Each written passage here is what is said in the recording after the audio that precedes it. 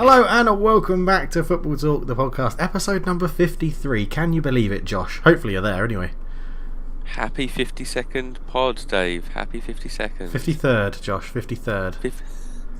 You've got that wrong, haven't you? I literally just said it's episode 53 and you said 52nd birthday. You're an idiot. Unless the first one doesn't count, because that's zero. No, it counts. It's just pretty foolish on my part. Yeah. You're an idiot. What a start, ladies and gentlemen. What a start. Oh, this is such a polished pod, isn't it? It's so just professional. Seamless. Yeah. It's so if there's one word I'd use to describe us, Josh, it's professional. Absolutely. But yeah, anyway, how have you been, sir? We won't dilly-dally around, dilly-ding, dilly-dong. Talking of Ranieri, he could be new Newcastle manager. There's a bit of news. There's a segue. Goodness. Look at that. Yes. Rafa Benitez leaves Newcastle. What are you doing, Mike Ashley? I know. I think we've always been big advocates of Benitez on this pod, haven't we? And how Newcastle are punching above their weight, I think is a good term to use for it with Benitez. So, do you reckon he just got fed up? Do you reckon he saw through Mike Ashley's selling nonsense that he probably won't actually sell the club? Like, that's not what normally happens. He deserves so much better than that shit. He really does, this Benitez. Yeah. He's had a strange managerial career, hasn't he? I know, he's won 2 out of 6 of Valencia's titles. He then came to Liverpool. Was he the one to sell? It might have been the one to sell Michael Owen, and then wins the Champions League and. Yeah, and he did well with Liverpool. He established a good side, then he got sold off, and he's done well. He did well. He came in at Chelsea even after being at Liverpool and all that. But he came in at Chelsea and won the Europa League. That was the weirdest bit, I think, of his managerial career, when he was like. Because he was at Liverpool when the whole Chelsea rivalry started, wasn't it? Because it was the Champions League semi-final, like ball crossing the line, and then Chelsea just appointed him as manager, and he was still pretty successful. So, where do you see him going next? Is there any job out there you think he's ready lined up for, or? I would like to see him just go back to somewhere he's loved. I think he should probably go back to Spain. I reckon. He spent a bit of time in Italy, hasn't he? He's been back to Spain before it was obviously Real Madrid, wasn't he? But yeah, I mean, I don't think there's a place I can see in England for him, because he deserves a Champions League side. To be honest with you, he doesn't. I mean, we just mentioned punch above weight. I mean, Newcastle are never going to see. Well, I'd say never. I doubt they'll see a manager of his class for a long, long time back at their club. So he deserves to be. Yeah, I think it speaks numbers when you see he's left, and then you see the favourites, let's say, to take over. And I think at one point Gary Monk was the favourite to be the next manager. Yeah, Gary Monk's now kind of 4th or 5th. You got Arteta. Last time I checked, was Bookie's favourite. Roberto Martinez, and as you mentioned, Dilly Ding Dilly Dong, Tinkerman, Claudio Ranieri. Yeah, okay. As well. But if you also want to go to the other end of the spectrum, you can get 500 to 1 odds on Anton Deck. Anton. Yeah. Are you joking me? Is that a legit? And also 500 to 1 on Ant, but there's no bet for Deck. Oh my word! That's a legitimate bet you can put on. Yeah, I mean, that's literally cash in the bookie's hands. That is, isn't it? That is ridiculous. Unless Mike Ashley just goes, you know what? Fuck this. This is just. I mean, whoever. It's just like Newcastle are in such a state of flux right now, aren't they? Because will Mike Ashley appoint a manager if he is actually trying to sell the club, or will they? That's the thing, yeah. But it's just bizarre. The takeover's gone very quiet, isn't it? Yeah, I mean, well, apparently takeover's gone quiet because you lost your manager. Yeah, and maybe selling like Longstaff, haven't got your Rondon yet. It's what a time. Yeah, I mean, apparently the rumours have it is that it's gone quiet on the takeover because now no one can say anything because it's going through the proper person test thing. Yeah. So that's what's being rumoured, but it wouldn't surprise me if it just absolutely collapses. But yeah, it's just and they're running out of time to sign good guy Rondon. I was chatting to someone on my Discord channel from my other channel, YouTube channel, and yeah, they've got until Monday to sign it because that's when the official season finishes. So all the loans go back. So any deals that are agreed to a loan, like obligation to buy. Yeah. So Chelsea's deal with Kovacevic can be registered and sign to play as a Chelsea player before the 1st of July. But if they don't get it done by the 1st of July, then he's going back to Real Madrid and they can't sign him. So, yeah, it's very, very interesting. Very interesting at the moment. And that leads us on in a nice segue to other news of sin. So we'll get on to a bit more transfer stuff in detail. But Antonio Valencia has found a new club. Have you seen that? I have, yes. Is it back in Ecuador? It is. What a strange... I mean, he's 33, but I expected West Ham to sign him, in all honesty. So... no, Dani Alves is on a free, so maybe if I get him... Oh, that's true, yeah. Right back retirement home. Do you think that's... what, did you see him go in there? I thought he'd stay in the Premier League. Yeah, no, I did. I mean, am I misimagining this, misremembering this, sorry, but he just never learnt English. He's just kind of... I feel like he's been here to do a job, and he just wanted to go back to Ecuador and just be with family. I wouldn't be... The kind of player, I wouldn't be surprised if his family never moved over or something like that. He's just... Yeah, that's true. Yeah, that's true. I think he did learn English. He was club captain, so he must have learned English, surely. But yeah, I don't know. So anyway, that caught my eye in the news, obviously as a Man United fan. But anything else? You there's some big stuff that we'll avoid until later. But yeah. Yeah. So we had Martin O'Neill sacked at Notts Forest after Roy Keane. Yeah. Left earlier in the week, and from an outsider looking in, it's all go at Notts Forest all the time, isn't it? It's just a revolving door of just owners or managers.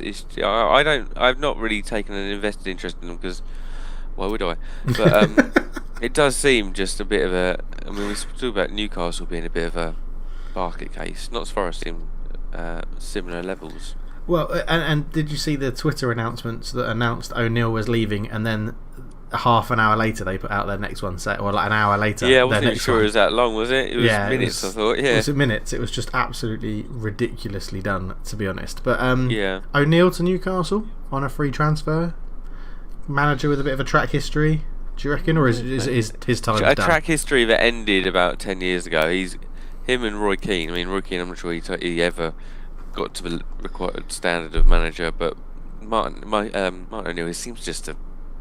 Time's passed him by. He was good in like 08, 07 with Villa, and now it seems like he's just not kept up with pace, really. True. And also I saw a photo of him recently, and he looks old, like really old now. He looks really old. That's like what happens. That's what happens. But Sabri Lamucci in. Remember him from his kind of time playing in Italy at Parma and Inter.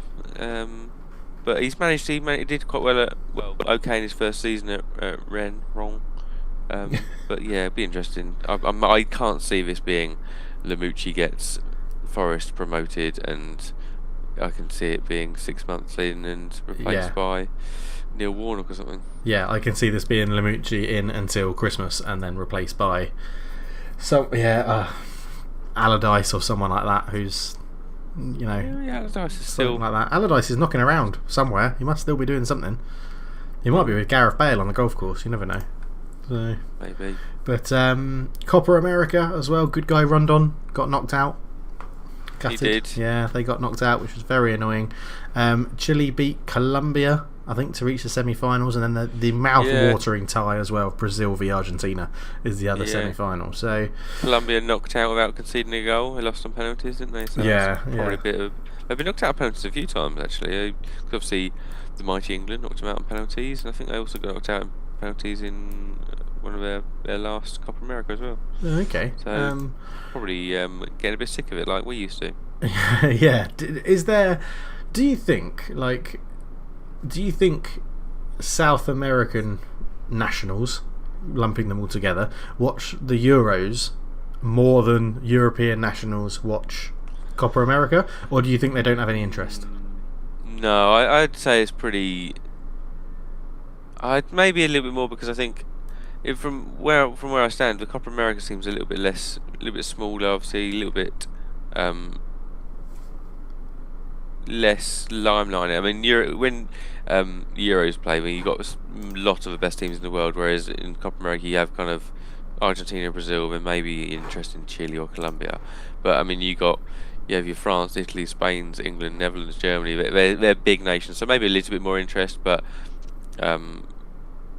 I mean, I haven't personally. I haven't. I've watched more of the Women's World Cup than I have the Copa America. Yeah. Well, same here. Yeah, I haven't really watched any of the Copa America. I've been keeping up with it in the background, but yeah, I think you're right. It's not really. Yeah, that's not the draw. And again, I think it takes the piss when Japan and Qatar are in it, because you're making a mockery of it, aren't you? Yeah, which we covered last week. So, but talking with the Women's World Cup, obviously England into the semi-finals against the holders. I was going to say the hosts, no, the holders, because USA beat France in the quarterfinals. So, can they do it? Can they do it? I mean, USA, they're a force, aren't they? Yeah. They're a force, but yeah. No, I mean, and what struck me from watching it is that it's just such an open game. Every game I've watched, there's very little kind of possession dominating or kind of big physical presence. It seems quite physically matched around the pitch. No one seems to be really kind of like you don't have a kind of Pogba who can dominate pitch, or where Moussa Dembele dominated it, or your big tall target men and women. And it leads to kind of just a very end-to-end game. There's very little midfield control. It's quite enjoyable to watch, really. And I think England have impressed me. They've done really well. And I still don't really like Phil Neville being in the job, and I've never really liked Phil Neville. But especially I hadn't realised. It only struck me the other day. He actually dresses the same as Gareth Southgate with his shirt and waistcoat. It's like, come on, mate. If it works, it works, doesn't it? So he's got the waistcoat. The waistcoat got England men's team to a semi-final. Yeah, it's got waistcoat England gets you a team. semi. Exactly, yeah. Waistcoat. I don't think we should. I might have to edit that. I'll leave that one in. That's just about. I reckon we can get that through the filter. But yes, very semi-final, man. Oh, okay. Right. All right. Thanks for clearing that up. Yeah. But yeah, good. I mean, and then there's transfer rumours and stuff. We'll get onto in a minute, but. One I want to discuss before that is managerial stuff. Now, obviously, there's a lot of chat. Lampard to Chelsea, that was always talk, even when Sarri was in the job. Sarri's now left, and it seems to be really ongoing. Like, I mean, we covered it last week, but I just think it needs a bit more, because it's really gaining traction now, because Chelsea have been given permission to talk to Lampard, from Derby, and I just... How does it happen, Josh? No one answered our question last week. It really annoys me. He's done nothing to prove himself that he should be taking on a club that's in the Champions League. It's really he hasn't. Buggeringly annoying me. And it's... I mean, I know you put that poll out. Has your mind changed at all about finishing outside the top 6? I think that's what you voted for, isn't it? No. And he's done... I mean, Frank Lampard's clearly a very driven character. And joining... Chelsea as manager this time will be similar to his circumstances. He joined them as a player. He was, I don't know, people felt like he'd be given a leg up as a player at West Ham, didn't they, because of his uncle and dad's status at the club, and people will think he's been given a leg up at Chelsea, but he managed to disprove those doubters wrong. But the problem with being a player you can really make your own impact, because you show that determination on the pitch. You can then drive forward and make a difference, whereas you can have all the determination off the pitch, but it's, if you're not talented, which is to be seen at the moment, you won't have that impact as a manager. So there's nothing to show that he's going to be a fantastic manager. But I agree. I think they've got a decent squad around them. There's a few holes which I think hopefully he'll fill with youth players. Maybe get a few players out, like Zappacosta can probably go out, and Reece James can come in, and maybe Mason Mount can fill a hole in midfield, and Tammy Abraham can go up top to partner whoever they manage to keep, and if Morata comes back or gets sold. And so it'd be nice to see that difference, and if he manages to make a good fist of the Champions League and does all okay and has a comfortable top 6 finish, I think, and brings in those youth players, then it will probably be a reasonable season for him. But as a Derby fan, I'm probably just going to get this over and done with, get him moved out so we can carry on. And as a Chelsea fan, probably here to get it announced, because I just want to know where the club stands and what we're going to be doing next season. So I think just get it done, and let's talk about it then.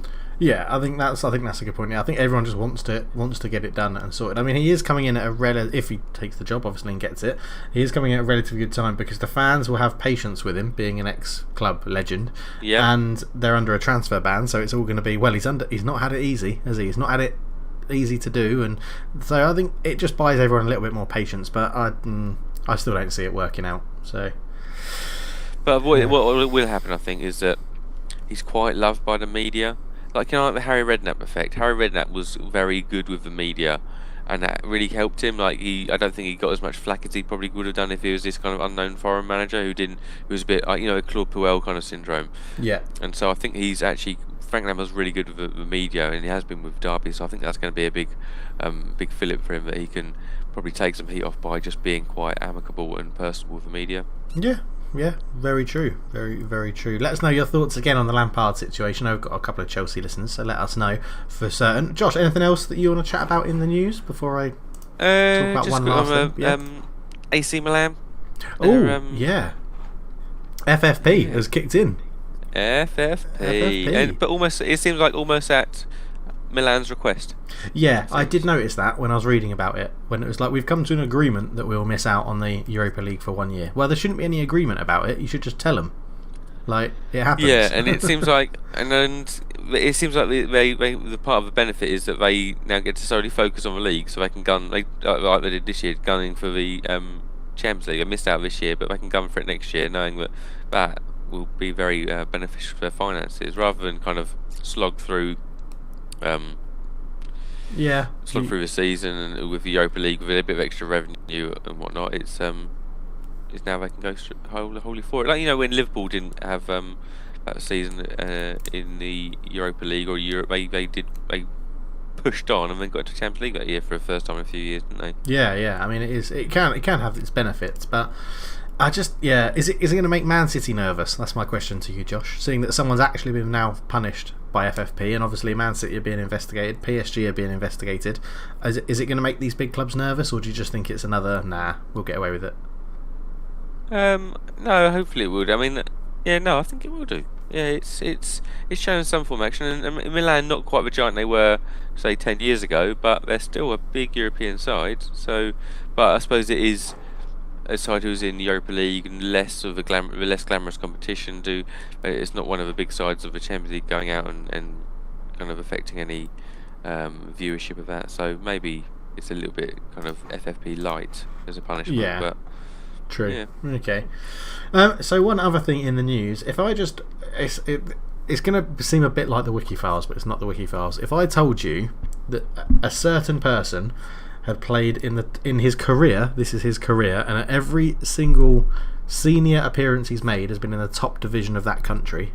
The countries do this: Holland, England, Germany, Holland, Turkey, Saudi Arabia, Spain, Turkey, England, Turkey. Who am I talking about?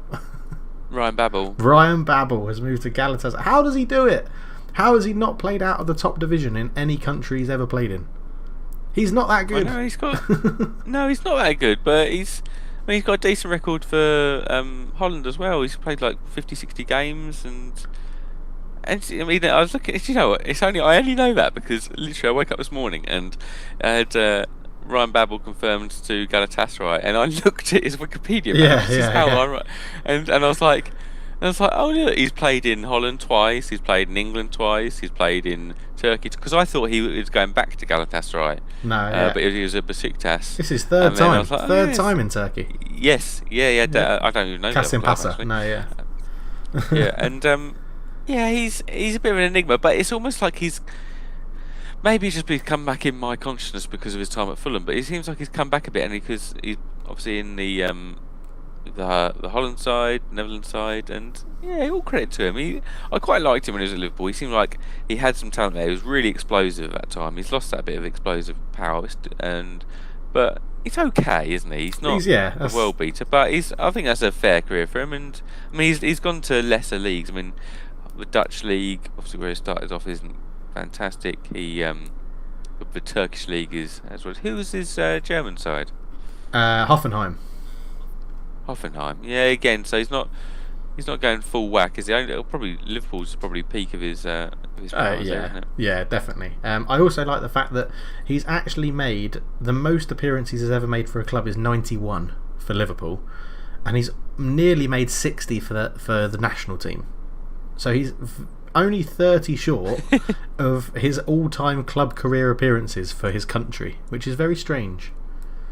It is, isn't it? Yeah, you don't normally see that. Similar with Luis Suarez. Luis Suarez has 110 caps for Uruguay, 110 league appearances for Ajax, and 110 league appearances for Liverpool. He's beaten it now with Barcelona, 163 appearances, but that would have been quite nice if he'd only made 110 appearances for Barcelona. But yeah, there you go. There you go. Well, if is there any more news you want to chat about? Have I missed anything drastic, or because we've got quite a lot of transfer news to talk about later on? Just let me sing it, Dave. Let me sing it. Okay, here we go. Ooh la la la la la la la. Ooh la la la la la la la. Ooh la la la la la la la. It's quizzing time. I was trying hard so hard not to laugh out loud during that whole song. Well done, do I Josh. laugh when you do WIKI FILES? Do I laugh at that? No. No, I like to think that you let's do a have little some dance. respect. That's what I like to think. Do you know what? I was actually dancing while doing that. Yeah, exactly. There you go. Yeah. Right, it's quizzing time. It's that time of the week where I quiz Dave on his football knowledge. This week we have a quiz relating to goalkeepers and the most expensive goalkeepers in the world. So we've seen a week in transfers. Spoiler alert, and I'll give you one of these. Cillessen has moved from Barcelona to Valencia for a fee of 35 million euros, which puts him number 5 in the top 10 most expensive goalkeepers of all time. But Dave, can you name the other 9? Oh, okay. Kepa Arrizabalaga is the most expensive, isn't he? Yes. Yeah, okay. 80 million euros. God, Chelsea got ad, didn't they? I mean, Courtois? Is correct. He, he was joint 5th with Cillessen. Okay. Is Neto in there, the guy that's just moved from Valencia to Barcelona in the opposite deal? No, he's not. No, okay. Buffon. The most ridiculous one on the list, yeah. I say ridiculous one because that one is was 2 actually. This one was 0102 and is 3rd on the list at 52.9 million euros. Was that Parma to Juventus? Yeah, and just to put it in context, that was 100 billion lira at the time was the actual currency. And he was bought only 2 years after Van der Sar was bought. So Van der Sar joined in 99. And he didn't fit in with the style of play, and so he wasn't playing, and so they bought Buffon, and where was Van der Sar sold to? Fulham. Fulham, which still blows my mind yeah, at the time. Absolutely bizarre. Ajax, Juventus, Fulham, Man United, and then I think we went back to Holland. Alisson has got to be in there. Alisson, number 2. How many am I getting? 10? 62. Yeah, you're getting 10. Well, you get 9, so I'll give you Alisson of 9. Okay. I'm getting into unknown territory now. You know all of these keepers very well. They are. I don't know them very well personally. Don't know them personally. Yeah. Big mates with quite a lot most of these. That's probably why I don't worry about the fee, Josh. It didn't change them. It didn't change them when they moved for that sort of money. Okay. Who's bought big in a goalkeeper recently? God, there's got to be loads. Yeah, there's 2 in the last 2 years, and then there's 2. Hugo Lloris. How much did you pay for Hugo Lloris? Oh, pittance, like 10 million. Oh, really? Oh, okay. Yeah. David De Gea. David De Gea slips in there at number 10. Yeah. Was it like 28 million pounds? Yeah, 25 euro. 25 million. 25 euros, and you got yourself a David De Gea. Oh man, okay. Let's leave it there. I've got 6. Well, 5 plus Cillessen. So. Yes. Well done, Dave. That's not bad for you. I've been dropping off recently. But but that's all right. Okay, we'll come back to it. 4 more to get. Oh, that's gonna wreck my brain. That's the only problem with the quiz, Josh, is that I then forget to do the rest of the podcast. We'll move on into the transfers. So we'll start with some confirmed transfers, and we'll link it right in there. Gigi Buffon. Yeah, he's left. Where's he signed for? Who's he moved to? Juve. Has he gone back to Juve? He's gone back to Juve, yeah. I didn't know that. I didn't Signed know a one-year deal, and it gets a little bit interesting here because the rumour has it is that there's a certain stipulation in his contract. So he is 8 appearances short of the all-time appearances record in Serie A. So the rumour has it that in his contract he has to appear at least 8 times that season and retain or win the record. That is ridiculous. That shouldn't be in a contract. That is... Yeah, it should. Love that. I love these little clauses in contracts. Yeah, I guess so. It's just... Do you reckon 8 last-minute sub-appearances when they're 2 goals up? Yeah, that's what I think. Or when they're playing bottom of the league or something. Well, it's Juventus, isn't it? They're going to win the league with like 10 games to go. So... Yeah, I think it will... Oh, yeah, not a fan of that. Should be playing on merit. Should be playing on merit, not just because it's in your contract. So... Well, it'll be so fascinating if there was, freedom of information request. You could see can I see all these weird clauses? Because I remember reading the other week that Ronaldinho, when he moved to Flamengo, he had a clause in his contract that he was able to go to a nightclub 2 times a week. Really? Yeah. That's absolutely amazing. Oh yeah, that's a good little clause in a contract. Buffon wanting to play, Ronaldinho wanting to play away. Yeah. Excellent, nicely done, Josh. Nicely done. So that's a good, interesting transfer to start us off. I'll go straight in with the £50 million price tag that we've paid for Wan Bissaka. Thoughts as an outsider, Josh?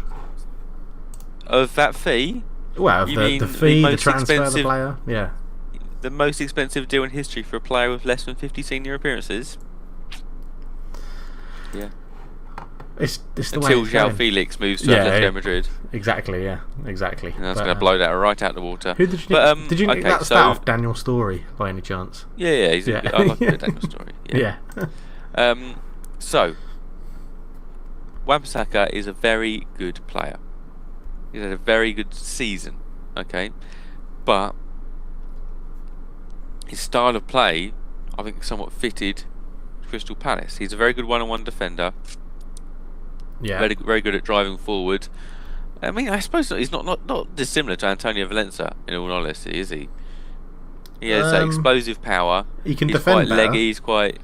Yeah, he's definitely better to defend him, but Antonio Valencia was able to kind of move the ball forward while dribbling rather than... He wasn't especially good at passing, wasn't especially good at any kind of... He wasn't going to whip in a Trent Alexander-Arnold-esque cross anytime soon, or a drilled number, and that's where Wan Bissaka falls down. His passing's not kind of Champions League level standard, or his crossing, but so if you play to his strengths, he'll continue to do well, I think. But I mean, the United way has always been that of pumping in the crosses and stuff. So he's not going to be able to sit back and deliver those. But so if you don't ask things of him which he can't do, I think he'll do well. But I'm excited to see what he can do. To be honest with you. Okay, yeah. Well, I'm quite excited. I think the money stuff. So I was chatting to another Man United fan here, Brit, who also lives in Singapore, and was basically saying, well, it's not his money, is it? So you can't really get annoyed about the money. And the thing is, United should, if they had decent ownership, they should be spunking the cash like Real Madrid are, because they are mega. You forget how mega rich United are, because they don't really display it. They don't do the PSG style or Real Madrid style kind of. But they are absolutely mega rich, and just because the Glazers have loaded them up to eyeballs with debt and all the interest payments they're doing, if they actually had some good ownership, they could really just blow people out of the water when it comes to transfer fees. And literally, I mean, they've blown like City out of the water with like Alexis Sanchez. It's like, and then the wages to go back. If you had some, Christ, if you not had good ownership and a good kind of recruitment team, it would be scary, but. You don't, so laugh at you. Alas, we don't. Yeah, alas. I'm looking forward to it. I think it's good. I don't think he'll be an attacking outlet. I think it'll be just make sure they don't get past you. I think that's what it'll be, and I think it'll be give the ball to someone who's better at crossing the ball, better at passing than you. I think it'll be a bit of a right winger then. Well, yeah, I think Diego Dalot might be playing at right wing. because Solskjaer tried him there towards the end of last season and appeared to like it. So I don't know. Yeah, but I quite like the route you're going down. Like you've been linked with Sean Longstaff as well from Newcastle. I quite like this little. I mean, it'd be better if you could bring your own players through, but if you can't, why not pinch them from lesser sides? True. But it's nice, and Spurs are doing something similar. Like we've set signed Jack Clark linked to Ryan Sessegnon. It's quite. I mean, it's nice for clubs who are buying them. It's clubs selling will be like you're pinching our best players, but it's better than. And it'd be nice if those clubs will then, if they have them, bring players through to fill that gap, but rather than with reliance on kind of cheap foreign players, and maybe that'll become less and less because the Premier League has so much money and it's deemed to be so rich. Maybe they just think, you know what, it's actually not worth all of this money being spent. We maybe a step down, bring this youth player through, and maybe it will. But it works out financially. Yeah, I mean, it's going to be like you just said, like, you know, the clubs bring them through and then get the money. It's going to be very interesting to see how Crystal Palace spend this 50 million or 45 million or whatever it is as the down payment, and then like knowing they've got it, because I mean, Roy Hodgson hasn't had the best track record in transfers in England with lots of money. Do not look at his Liverpool purchases. That is horrific. Konchesky, anybody to come in and replace Wan Bissaka as fullback? It's got to be. I mean, I wouldn't be surprised seeing Nathaniel Clyne go back there. Okay, obviously he was a Palace player, younger. He's a decent English right back, not wanted by Liverpool. Was he just out on loan, I think, last season at Bournemouth? So I wouldn't be surprised to see that go through. Yeah, okay, fair enough. But the thing is, it might not be the end of the cash that Palace get in, mightn't it? Seems like Wan Bissaka Wilfried Zaha is desperate. It seems he's desperate to leave for Arsenal, of all places. Yeah, and it seems that Arsenal can't afford him unless they sell first, which has then brought up the rumour of Aubameyang moving to Man United because we're going to sell Lukaku to Inter. So, yeah. And who do you remember who suggested that Arsenal should sell Aubameyang last week on the pod? Do you remember who said that? It might have been you. And I might have said they'll never do that because he's their top goal scorer and he's just got golden boot. I mean, I don't think it would go down too well as an Arsenal fan knowing you've sold your star striker. I mean, because again, selling your star striker. Yeah, again. Zaha's a bit Marmite, isn't it? Some people love him, some people hate him. You love him. We know that. I love him. Yeah, I think he's a fantastic player. Yeah, he is a bit Marmite. I mean, I'm one of those people. Yeah, he's all right. He's good. I mean, I'd love to have seen him given more time at United to have another go. I'd love to have seen him under Ferguson rather than Moyes, but I'd like to see him have another go at a big club. I would like to see him have a go at an Arsenal or Spurs. Well, why is he going to Arsenal? Yeah, I think it's a tough one. It's a tough one. I mean, I don't know what's the reported fee for him. Well, that's the problem, is because United have this sell-on clause that Palace want like 80 million, because I think 25% goes to United, so they'd only get 60 million. And Zaha obviously signed a new contract last year. He's just like, he's really stitched himself. If you wanted to leave that badly, don't sign a new contract, really.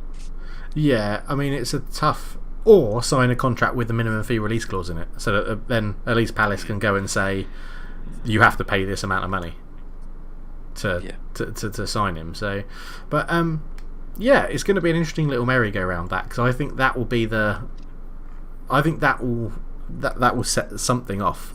That, like, either Zaha moving to Arsenal because Arsenal have to sell someone to buy him, or the Lukaku to Inter Milan, I think, will then set off Man United going out and spending a hell of a lot of money on a striker somewhere.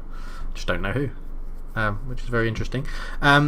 Everton have made their signing for what's his face, name escapes me, permanent. Andre Gomez, that's it. He did well last season. A bit of a he was starting to get back to his kind of Valencia form, and because he had a real tough time at Barcelona, which is why he got loaned out. But you know what my quiz was going to be before Silas moved, because it was going to be the top 10 Barcelona sales, because Andre Gomez got into that list at 22 million. I think he was going to be in the top 10 Barcelona sales, which kind of blew my mind a bit. It's like, because at the moment 22 million for a centre mid who's got plays for Portugal and Barcelona is an absolute snip, and so it's like, damn, they have really not sold big. But I suppose that's part and parcel of being one of the biggest clubs in the world, is that you don't have to sell big that often, do you? So who's top of that list? Neymar. Oh yeah, of course. Yeah. Norwich have gone and bought a striker from Germany, Josip Dermich. Yeah. How do you pronounce that? That's one of the names that I'm not going to be able to pronounce. Yeah. Seems to be a pretty good buy, you would imagine. Switzerland striker, lots of experience, only 26, played a lot in Germany, and 30 odd caps or something for Switzerland. So yeah, it'd be interesting. I mean, if they've got him being supplied by Patrick Roberts, then he's not going to score very much. But yeah, it's going to be. No. I mean, could it be another Ricky van Wolfswinkel all over again? It could be, but I mean, the emphasis on Norwich and the player I want to see is obviously Teemu Pukki. He scored 29 goals in the Championship last year. Yeah, for Norwich, and so I'm intrigued because friend of ours is a Norwich fan, thinks he's going to score something like kind of 10 to 15 goals in the Premier League, and I doubt it. I think the Championship Premier League is a massive step up, and very rarely do players make that transition well, especially in their first season playing in it. So that's maybe why I know Dermot's been there to who you're talking about, and if Teemu Pukki scores 15 goals next season, I will buy him a drink when I'm in Australia.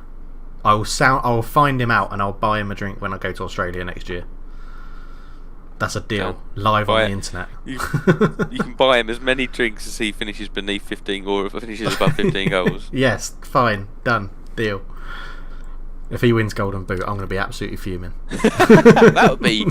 I mean, you might as well place a bet on it now and then cover your costs. Yeah, very true. Yeah, very, very true. So, other than that, has there been any? Have I missed anything major that's happened? Yeah, a few little ones. So we had Leicester have signed James Justin from Luton for $8 million.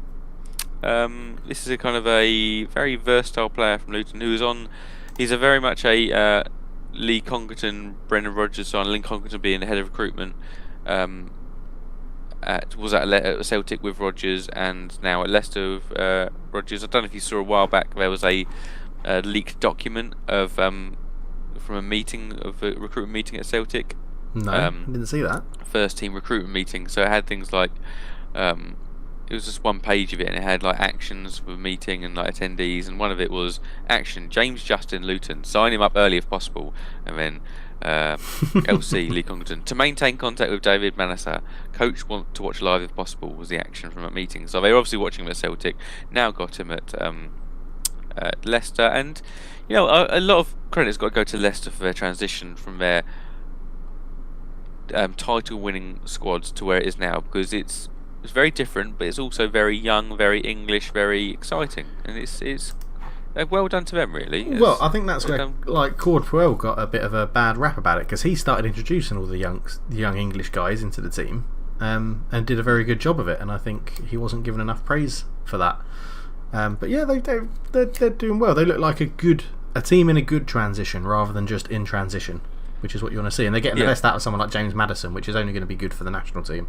So very, very happy about that, really. I mean, there's one big transfer rumour news that I want to get your opinion on, because you tweeted, was it yesterday or possibly Thursday, saying, I think Ndombele is going to be announced today.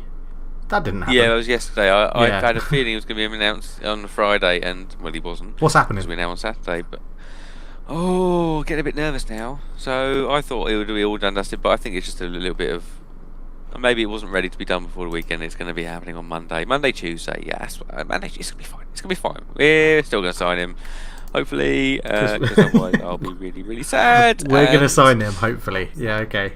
I mean, I can't wait for this signing. This is literally the perfect signing for Spurs. This is replacing a player who was sold in January, Moussa Dembele, with his younger kind of clone. He is so perfect, and if it doesn't work out, I'll be really sad. But oh god, it's just I can't wait for it to go through.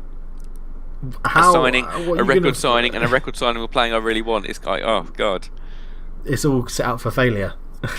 Yeah. It's all set for it to be injured in the first week. What are you going to do if he signs for someone, say, like Man United instead? Suck it up, move on, and hopefully we sign, someone of a similar ilk. Okay. Not much I can do as a mere mortal here, but I would be surprised if he was to decide to sign for United. There's obviously there's a lot of. I mean, it'd be a massive coup for Spurs to get him, because he's one of the most. For me, I think he's one of the most sought after centre mids in Europe at the moment, and he's moving to Tottenham, and Tottenham are buying someone. It's just it's so exciting. Just please let it happen. Yeah. Oh, we'll see. We'll see what happens. I mean, it's just because it's been dragging on so long. It has been dragging on a bit, isn't it? A bit strange. But I think it's going to be. We've got two chairmen who love a negotiation, so they're just kind of playing it out. Maybe they're just doing it to make it seem like they are doing lots of negotiating, and really they're just sat there, just waiting to announce. Just having a cigar and a drink, filming the announcement video. It could also be is he a French national? Under Bella? Yeah, he is. Okay, so I was going to say it could be a work permit. It could be a Brexit issue. You never know. It could also be very much a tax issue, because I think aren't they reset for football clubs on the 1st of July or something, like for budgets? Yeah, financial years run to so yeah. Yeah, so you could imagine Spurs will want theirs in. Yeah, that's in this true. year though, since we spent nothing. Yeah, that's very, very, very true. So, any other transfers that you want to touch on, or rumours that are big and catching your eye or anything before we move on to the next section? I noticed there's a rumour that United have pulled out of Harry Maguire because he's too expensive. Eye-watering. Oh, right. So you wouldn't let my semi come in. Now you're talking about pulling out of Harry Maguire's bottom. You disgusting man. Yeah, sorry about that. Yeah, I think that's what's been said, is that it costs too much, and they're sort of happy just to let it go and see if Man City want to take the plunge on the cost. But I can see us coming back in for him and paying the fee. I think it's a bit of a concern, but yeah, I'm just not. I don't know. I don't know if it's worth the money. He's got a really big forehead. He loves the header ball. Is that what we need? I don't know. I don't think he's Man City class, maybe Man United class, but yeah, I think that's a lot of money to, and I often see these transfers. You get to have spent 100 million, and he would have had. Say he signs for United 100 million. You get to the end of the season, he's had an okay season. There'll be someone that a player is like for example, Brighton have signed Matt Clark. Is it? Yeah. From Pompey, and he maybe Duffy will get injured, and Matt Clark will come in and have an absolute storm of a season, and everybody be rating his season better than Harry Maguire's. You're like, wow, we've spent 95 million more than Brighton spent. And you think, really, 100 million players should be ones that you go, there's no one who's going to be stepping above this mark. This is world class, no doubt in my mind, kind of money. I mean, I don't think Harry Maguire is that. If you're paying 100 million, surely you can just go and buy. Is Koulibaly going to be more than 100 million? Just go and get Alderweireld for 25 million, or whatever his release fee was. At least you know that. No, don't do that. Go and do that, because then he's got he's really good Premier League experience, etc. De Ligt, Issa Diop. There's lots of people that would cost you less than 100 million. What's De Ligt going for? What's the rumour? I think it's less, isn't it? Like 60, 70? Yeah, something like that. Yeah. So he's going for big wages though. Have you seen the amount of wages that man's going to be getting? No, what's it rumoured? Like 300 grand a week type wage. Oh man, that's excessive. Yeah, I didn't really see that with the Frenkie de Jong one to Barcelona. It seems maybe because of the agent Raiola, isn't it? And maybe De Ligt is, on the face of it, seems like it's more money focused than anything. So because it ended up with like PSG and Juve linked, and I don't know. It doesn't strike me as a player wanting to. Well, maybe it's his agent. I don't know. Maybe being overcritical, but I don't like seeing young players move for such large wages, because it seems like that may derail their career with so much money coming in, and may affect their determination. Yeah, very, very true. Well, we'll leave it there. There'll be plenty more transfer news and rumours and stuff for next week, I'm sure. There'll be a big deal that's gone through as well. But we will move on, Josh, to I got a wiki file.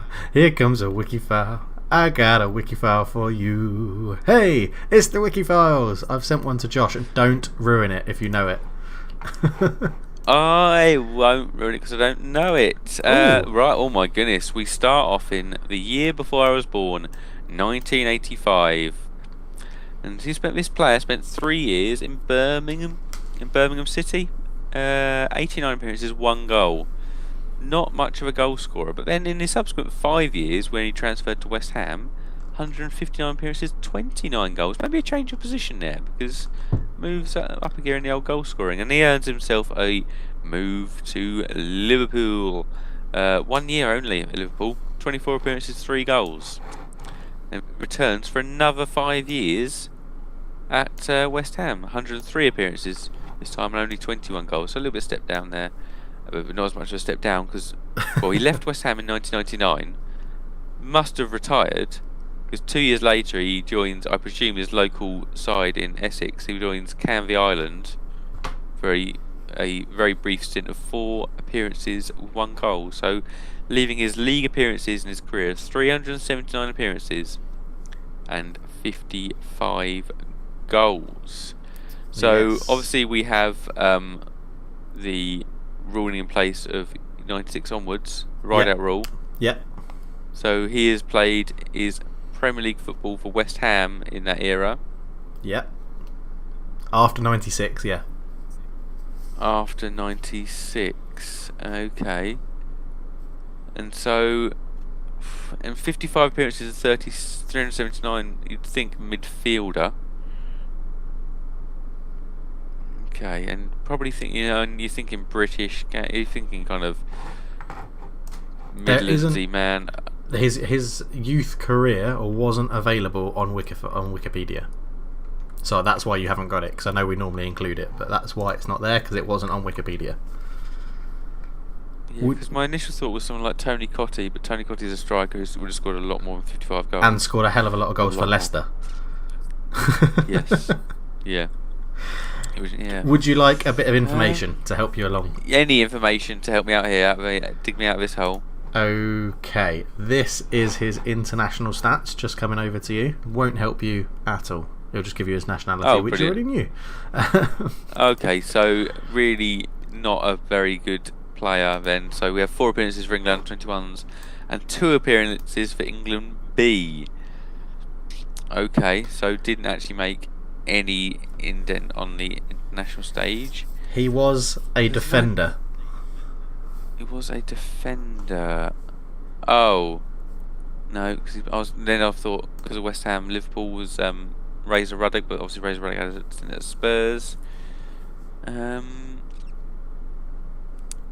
really stumped you here. Yes, you have stumped me here. He is a left back. A left back. Oh, it's not Mr. Julian Dix, is it? It is Julian Dix.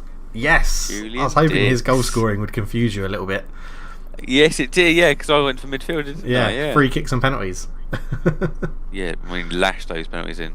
Now, were you in Folkestone when West Ham bought a West Ham 11 to play Folkestone and Victor in a pre-season friendly? Because Julian Dix played in that. I may have been there, but I don't remember going to the match. Yeah, I don't remember seeing him play. We were pretty young. I don't know if he was definitely in the squad. I can't remember if he actually came on, but he was definitely in Folkestone for a time. Yeah, a very odd career, really, isn't it? Like this. Yeah, I mean, I can't. I mean, he never seemed like the most professional of people because he seemed like Razor Ruddock. I mean, overweight. Yeah. I imagine they had a fair few pints together at different times. Yeah, he seemed to be overweight.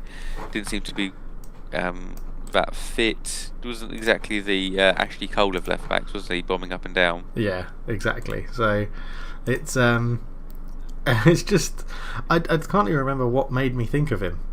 I think I was watching some penalty things, and it was like the best defenders to score penalty, or the best penalties scored by defenders or something, and he popped up. I was like, I wonder what his wiki files, if I could use him. And then he had that period for West Ham after 96, and I was like, yes, he just about qualified, so I'm very happy with that. Yeah, I'm very happy.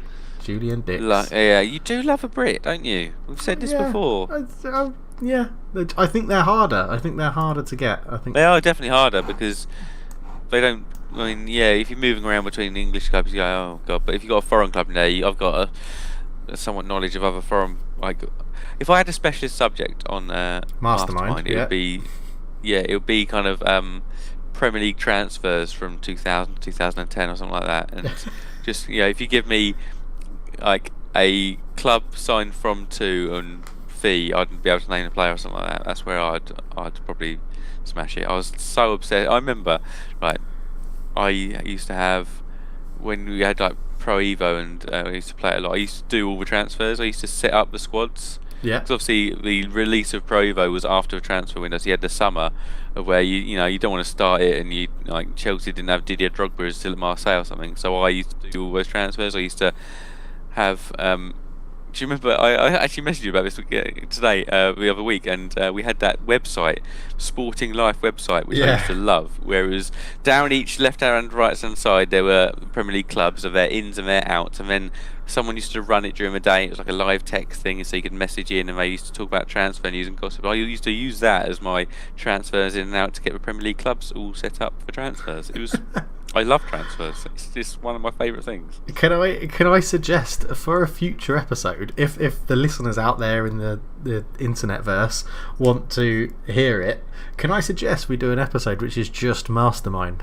So your topic would be transfers, and I ask you questions, and then I pick a topic, and you ask me questions, and we see who comes out the ultimate winner on their ultimate topic.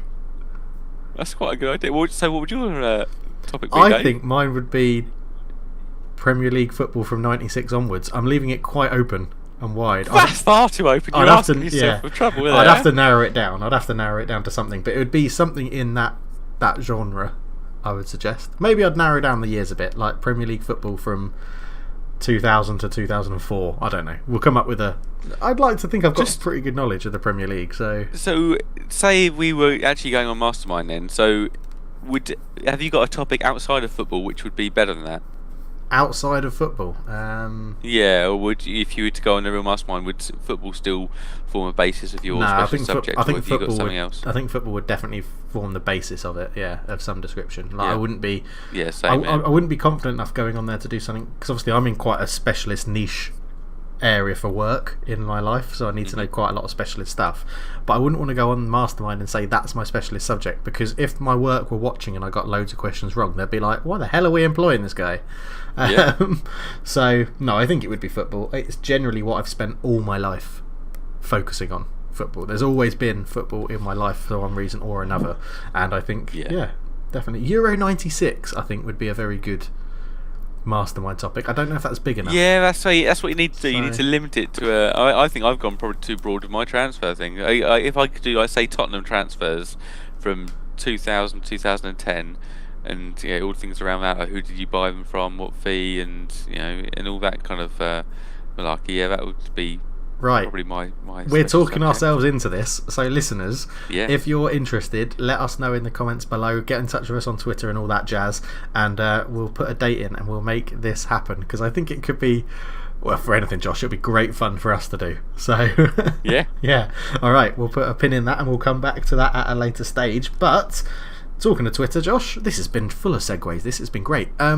You put a little question out on Twitter, didn't you? I did put a little question out, so I posed a question. I posed a question: what moment in football in history are you still mad about? Because football is obviously a very emotive sport, and as Dave and I have just mentioned, it's something we've been following for years and years and years. And so if you have that much vested interest in it, and there's so many variables to it, there'll be things that really still get your goat, and you just haven't managed to let go. So, Dave, what did you put forward as your? I put forward the fact that Rivaldo got that guy sent off against Turkey. It's not even anything to do with my club, anything to do with my country. Like, it made me so angry when he did it. When he was going to take a corner and the Turkish guy kicked the ball to him, pretty much with a bit of force, and it hit him in the stomach or hit him on his arm or something, and he went down holding his face. It's his thigh, wasn't it? Yeah, something like that. And he went down holding his face, and the Turkish guy got sent off. And it I see YouTube clips of it, and it's like it just makes me so angry that someone who was held in such high regard as a footballer, can be that scummy to try and win and secure a win. It's just, but yeah, boils my blood, and I'd probably have other things the Aguero incident is just that pisses me off so much.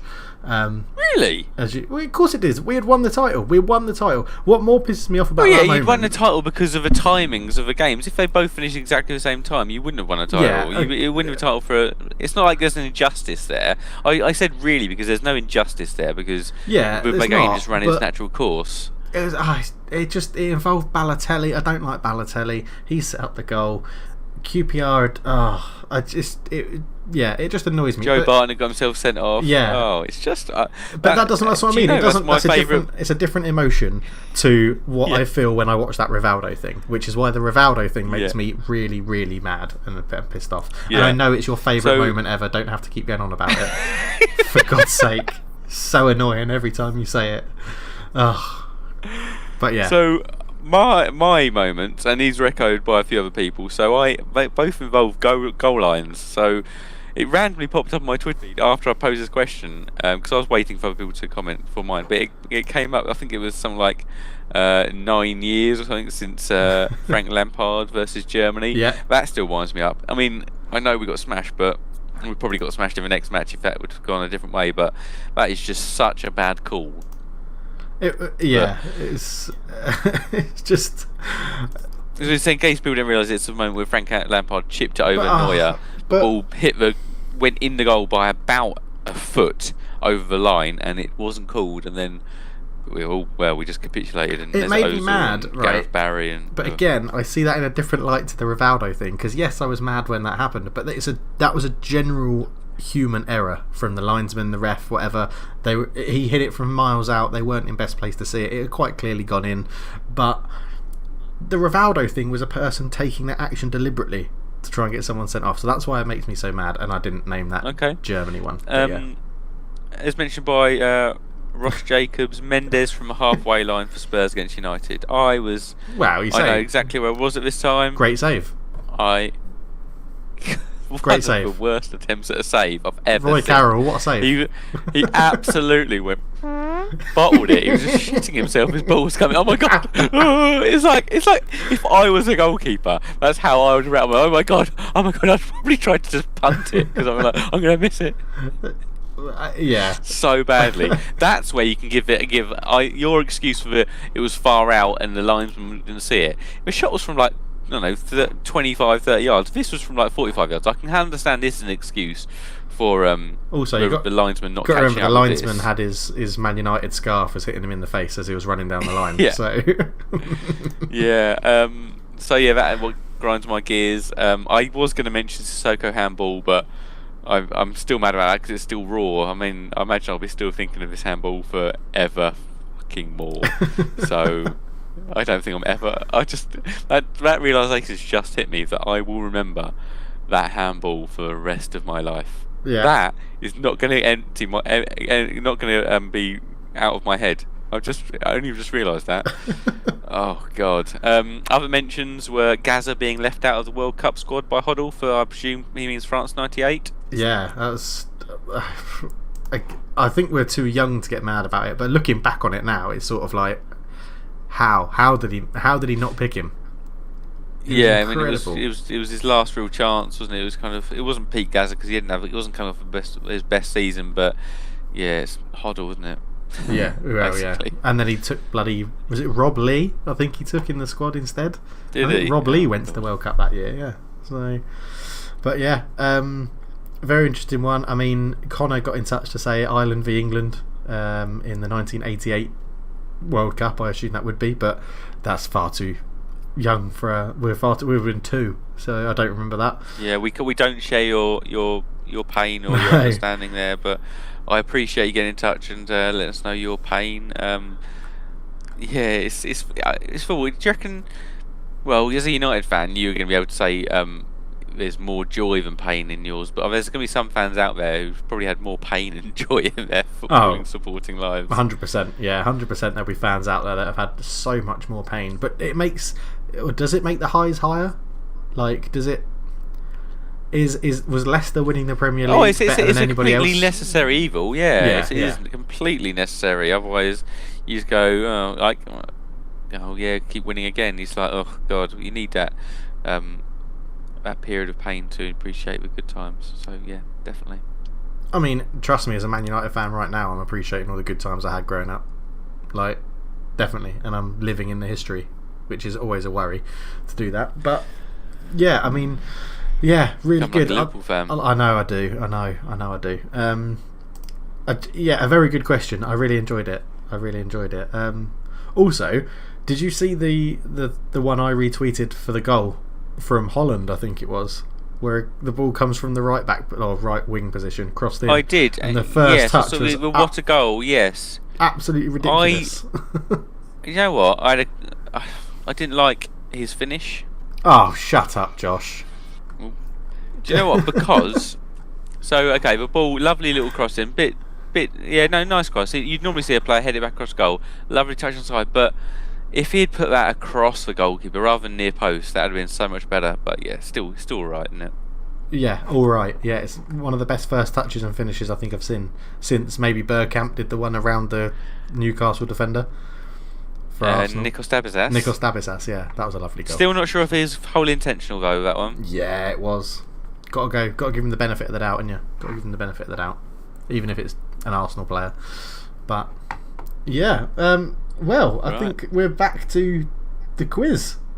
The answers. We are back to the ooh la la la la la la la. So back to hearing Dave's answers. I posed Dave the question of who were the 10 most expensive goalkeepers in history. I gave him Silasson, who just moved from Barca to Valencia.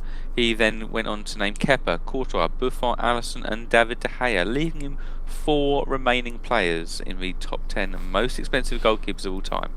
So Dave, have you been thinking? Have you been racking that brain of yours? I have. I've got some question marks, and I've got one I know is definitely in there who I can't believe I forgot about. So I'll get him out of the way first. Ederson for Man City. Ederson, yeah. So you've named the top 6 now. Okay. And then I'm just going to name them in the order that I wrote them down. So I've gone with Sebastian Frey, ex-champ manager 0102 legend, because he was really expensive. Oh my goodness, Sebastian Frey is not in there, but I love him. He was an enigma, wasn't he? Because he was very well known by the FM community, but because he never really made a move outside of Italy, and he was also a French player playing in Italy, never really played for France. Yeah. It was a bit of like, who is this guy? Yeah, he doesn't make it, because he moved for 20 million plus, I think. But yeah. Did he? Yeah, I'm pretty sure he did to Parma when they were splashing the cash, like the same era as Veron and all that at Parma. Then I've gone with Petr Cech. No, he doesn't make it. Okay, I said I'm just going down the list of names I wrote. Manuel Neuer, because he was obviously once the best goalkeeper. Manuel Neuer, yes, you're right. Yes. 30 million euros, Schalke to Bayern. Short-lived spell as best keeper in the world, it seems now. Maybe it was longer than I remember.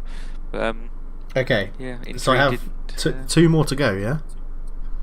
2 more to go. 8th and 9th on the list. So I have 2 names left. So let's see if I've nailed it. Yeah, you haven't. You're not getting this, Dave. Jordan Pickford, because Man United were going to buy him and got put off. Oh, one left. 25 million from Sunderland to Everton. 28. 28. Yeah, 28.5 million euro.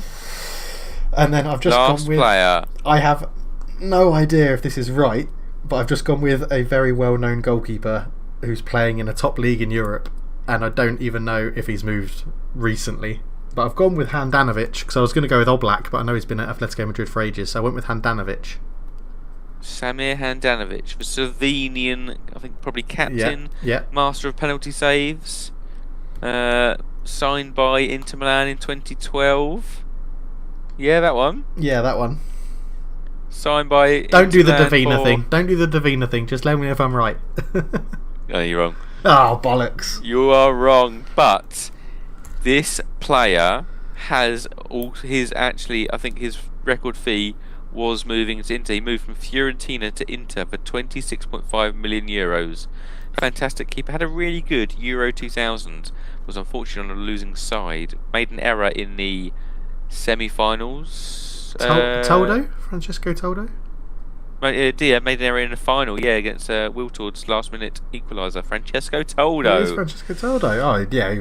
No. How much did he move for? 26.5 million euros, more than David De Gea. Wow. Good quiz. I'd say I was good quizzing. Above average. A B plus I'd give myself, I think, for that.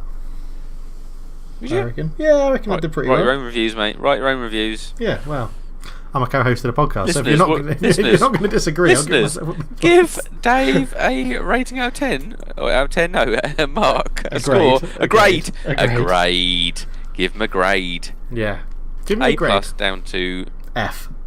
F? F is the worst, isn't it? F is fucking terrible. That's never an F minus, though, is there? No, because you don't. You just if you've done that badly, you just get an F. Yeah, you don't go any worse. U is always the worst in England, isn't it? Yeah. Like, what does it stand for? Sounds like unidentifiable. Unsatisfactory. What have you written? yeah. Undisputed failure. That's what it will stand for. Right. Well, I think that's the end of the quiz. Utter shit. So there you go. Yeah. Rate me from U. CBA is what you can rate me as. What happened to D&E? Don't need to worry about them. What do you want a D&E? Everyone's going to rate me D&E now, innit? Because I didn't put it in there. For God's sake, Josh. You've ruined this. You. Don't give me a U. Right. I think that is it. So I think we're on to our ever professional outro, which I've already messed up. We started off professionally. We're going to end professionally. Yeah. So thank you very much for listening. You can find us on most social media. Hey! You can find us on most social media outlets such as Twitter, but remember, there's no A in football. So you can find us there on YouTube, on Spotify, on SoundCloud. You can search for Football Talk and we will be there. Or you can search for Michael Ballsack or Divcock Ballsack and we will be the first name that comes up. Thank you so much for listening. It's goodbye from me and from Josh. Bye. We'll catch you next week. Cheers.